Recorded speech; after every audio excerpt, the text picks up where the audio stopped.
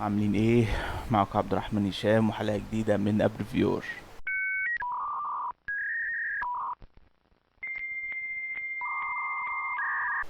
النهاردة هنتكلم عن انا فودافون.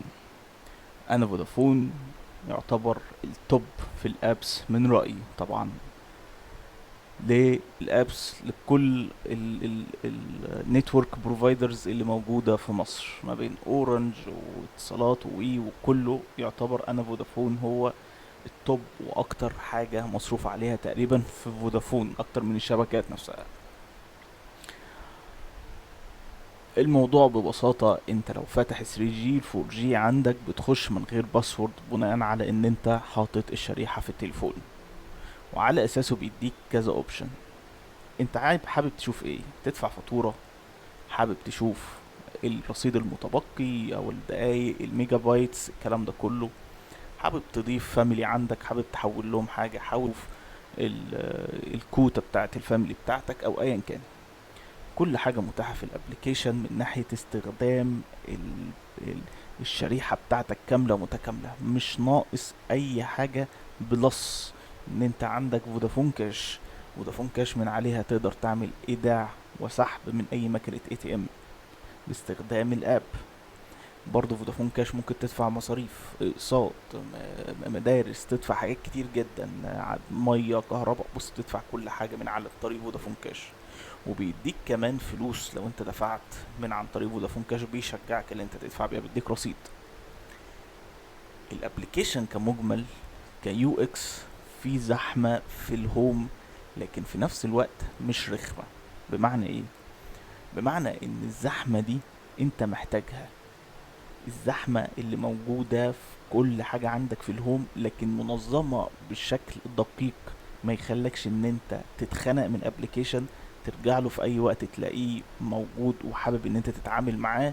مش زي ابلكيشن اتكلمنا عنه قبل كده ان بدوس على حاجة تظهر حاجة وكمية عروض كتيرة وملهاش لازمة. لا، في ادز بار فوق او السلايدر فوق، وتحتيها الاشتراك بتاعك وتفاصيله، وتحتيها الحاجات اللي انت ممكن تبقى محتاجها من انترتينمنتس، الاشتراكات، للبيمنت، لفواتيرك، لفودافون كاش، لغيره. وهم بيطوروا يوم عن يوم اكتر. حتى هتلاقي الشوبس عليه، هتلاقي التفاصيل بتاعه البروفايل بتاعتك عليه، هتلاقي كل حاجة عليه، عايز تحجز عليه كل حاجة على الابليكيشن. ده خلاك تتأكد ان انت لو محتاج اي حاجة من فودافون مش هتروح الا لو مشاكل تكنيكال. وده يعني خلاص هم وفروا علينا كذا حاجة تانية.